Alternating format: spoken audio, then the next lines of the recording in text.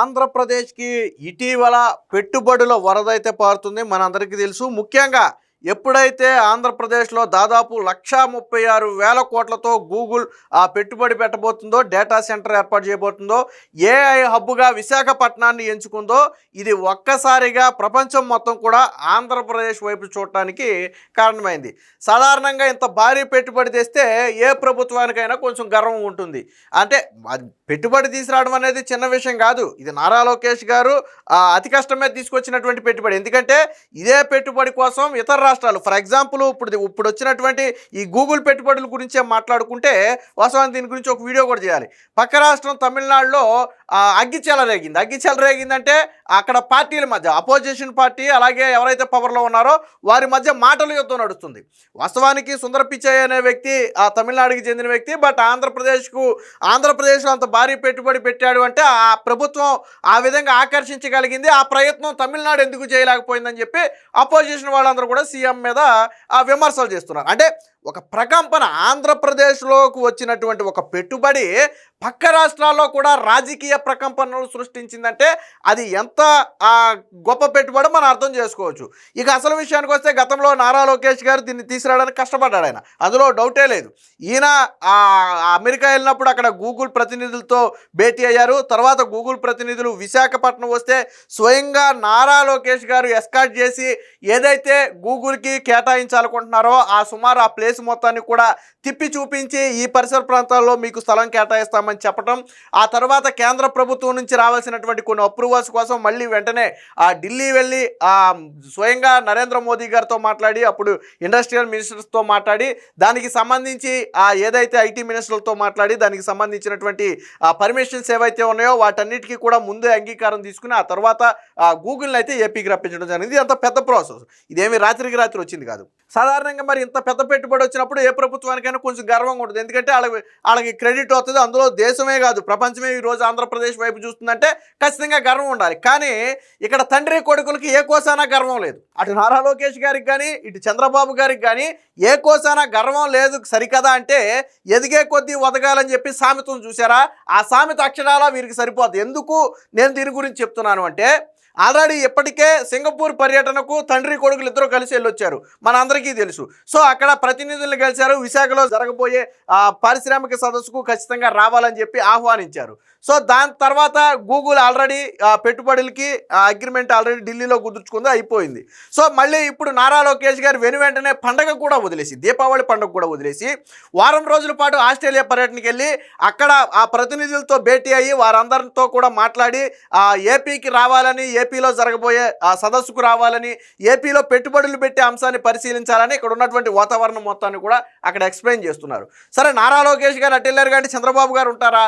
ఇప్పుడు ఈయన యూఏఈ పర్యటనకి వెళ్ళిపోతున్నాడు. సో దుబాయ్లో దాదాపు 3 రోజుల పాటు దుబాయ్లో ఉండి ప్రతినిధులతో పాటు పారిశ్రామికవేత్తలతో కూడా భేటీ అయ్యి అటు ప్రభుత్వానికి సంబంధించి పారిశ్రామికవేత్తలకు సంబంధించి వారితో మాట్లాడి ఆంధ్రప్రదేశ్లో పెట్టుబడుల సదస్సులో పాల్గొనాలని మళ్ళీ ఇన్విటేషన్ ఇవ్వడానికి మళ్ళీ ఈయన వెళ్ళిపోయాడు. అంటే ఆల్రెడీ ఇప్పటికే నారా లోకేష్ గారు ఆస్ట్రేలియాలో ఉన్నారు, మళ్ళీ చంద్రబాబు గారు ఇప్పుడు దుబాయ్ వెళ్తున్నారు. మళ్ళీ వచ్చిన తర్వాత ఏ రాష్ట్రం వెళ్తారో ఏ దేశం వెళ్తారో తెలియదు.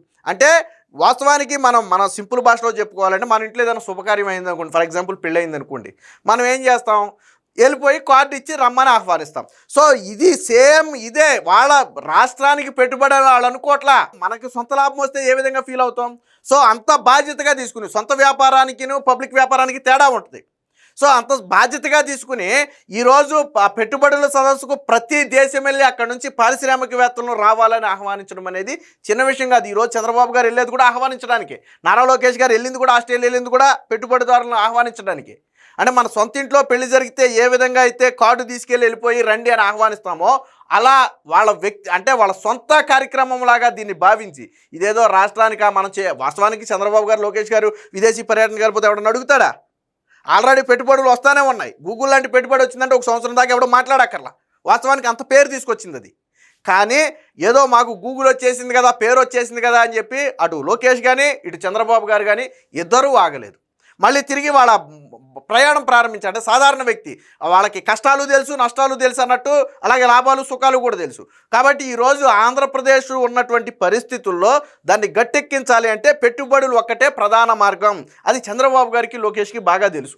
కాబట్టే వాళ్ళు ఒక్క క్షణం కూడా ఆలోచించకుండా గూగుల్ పెట్టుబడులు వచ్చినాయని 48 గంటలు గడవక ముందే మళ్ళీ లోకేష్ గారు ఆస్ట్రేలియా వెళ్ళిపోయారు. ఇప్పుడు చంద్రబాబు గారు యూఏఈ పర్యటనకి వెళ్ళిపోతున్నారు.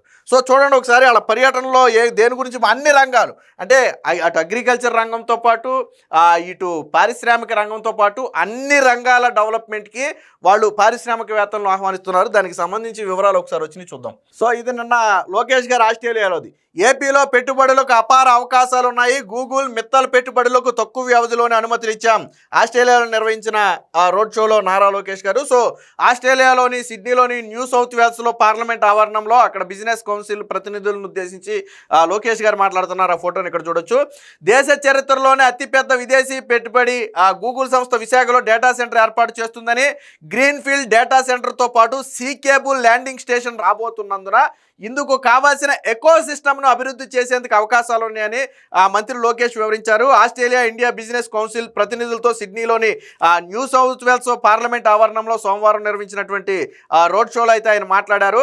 సో ఆస్ట్రేలియాలోని డేటా సెంటర్ డెవలపర్లను కలిసి విశాఖకు రావాలని ఆహ్వానించా.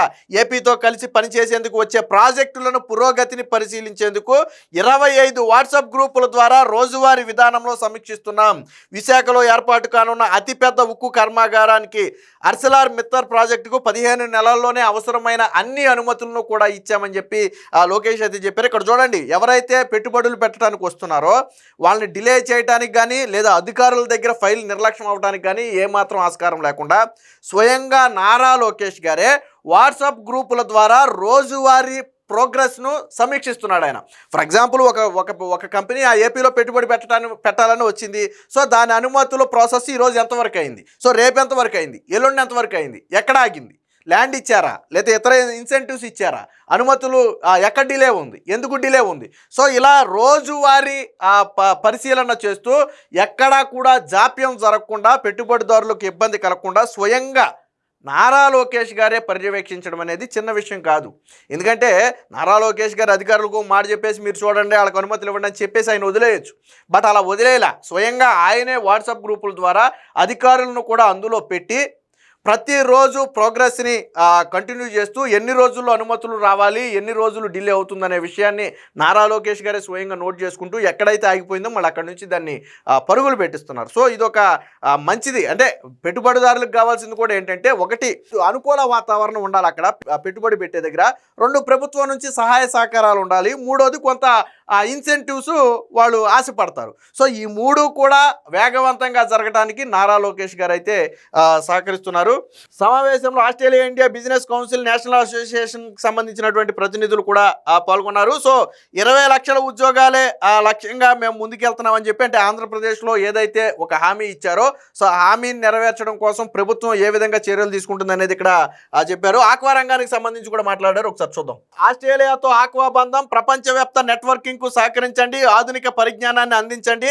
ఆస్ట్రేలియా సీ ఫుడ్ ప్రతినిధులతో లోకేష్ వినతి. వివిధ కంపెనీలతో వరుస భేటీలు, విశాఖ పెట్టుబడిదారుల సదస్సుకు ఆహ్వానం. అసలెళ్ళింది అందుకే.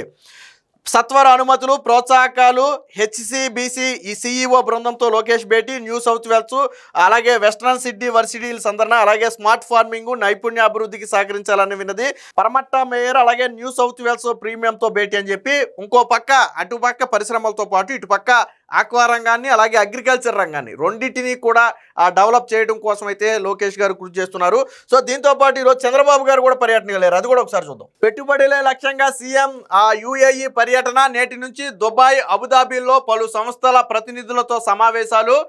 విశాఖ భాగస్వామ్య సదస్సుకు రావాలంటూ పారిశ్రామికవేత్తలకు ఆహ్వానం. బృందంతో కలిసి 3 రోజుల పాటు అక్కడే చంద్రబాబు గారని కొంతమంది రాష్ట్ర ప్రభుత్వ అధికారులు, మంత్రులతో పాటు స్వయంగా ముఖ్యమంత్రిగా ఉన్న చంద్రబాబు గారే దుబాయ్ అలాగే అబుదాబి ఈ 2 చోట్ల పర్యటించి అక్కడ ప్రభుత్వ ప్రతినిధులతో పాల్గొని అలాగే ఎవరైతే పారిశ్రామికవేత్తలతో ఉంటారో వారితో ముఖాముఖి సమావేశాలు నిర్వహించి విశాఖలో జరిగే ఏదైతే పెట్టుబడుల సదస్సు ఉందో ఆ పెట్టుబడుల సదస్సుకు రావాలని చెప్పి ఆహ్వానం ఇవ్వడానికి వెళ్ళారు. నిందాక అదే చెప్పా, ఇదేదో మన ఇంట్లో సొంత ఫంక్షన్ జరిగితే మనం ఎంత శ్రద్ధ తీసుకుని చేస్తామో ఇక్కడ లోకేష్ గారు, చంద్రబాబు గారు అంతే శ్రద్ధ తీసుకుని ఈరోజు పెట్టుబడులను రప్పించడం కోసం విశ్వ ప్రయత్నం చేస్తున్నారు. నేను ఇందాక చెప్పినట్టుగా ఆల్రెడీ పెట్టుబడులు వస్తున్నాయి. ఈ 15-16 నెలల్లో అనేక పెట్టుబడులు వచ్చాయి. అన్నిటికీ మించి గూగుల్ లాంటి పెట్టుబడులు కావచ్చు, లేదా విశాఖలో ఉక్కు కర్మాగారం ఏర్పాటు అర్సిలార్ మిత్తలు కావచ్చు. సో ఇవన్నీ భారీ పెట్టుబడులే. మరో పక్క టీసీఎస్ కావచ్చు, ఇంకో పక్క రిలయన్స్ కావచ్చు, ఒకదాని తర్వాత ఒకటి పెట్టుబడులు పెడుతూనే ఉన్నాయి. కానీ చంద్రబాబు గారు, లోకేష్ గారు అవకాశం ఉన్నప్పుడే ఉపయోగించుకోవాలనే ఉద్దేశంతో ఒక్క క్షణం కూడా వాళ్ళు తీరిక లేకుండా, ఒక పక్క రాష్ట్రంలో రాజకీయ సమస్యలు అంటే ఎన్నోటి మనందరికీ తెలుసు. సో వాటిని మేనేజ్ చేస్తూనే మరో పక్క అభివృద్ధి కోసం అహర్నిశలు శ్రమిస్తున్నారు. గూగుల్ పెట్టుబడి వచ్చిన 48 గంటలు గడవకముందే ఒక పక్క తండ్రి, మరో పక్క కొడుకు ఇద్దరు కూడా 2 దేశాలకు వెళ్ళిపోయి రాష్ట్రానికి పెట్టుబడులు రావాలని ఆహ్వానించడం అంటే మీరు గతంలో ఎప్పుడు చూసుంటారు. మీరు ఏ ముఖ్యమంత్రినైనా తీసుకోండి. కాకపోతే ఏంటంటే గతంలో చంద్రబాబు గారు సీఎంగా ఉన్నప్పుడు ఆయన ఒక్కడే తిరిగేవాడు. బట్ ఇప్పుడు లోకేష్ గారు కూడా తోడవటంతో లోకేష్ గారు అంతకంటే వేగంగా, చంద్రబాబు గారి కంటే వేగంగా ఆయన తిరుగుతున్నారు. అంటే తండ్రి కొడుకులు ఇద్దరూ కూడా రాష్ట్ర అభివృద్ధి కోసం కృషి చేస్తున్నారంటానికి ఇది ఒక ఉదాహరణ చాలు. మీరు ఏ రాష్ట్రంలోనైనా తీసుకోండి.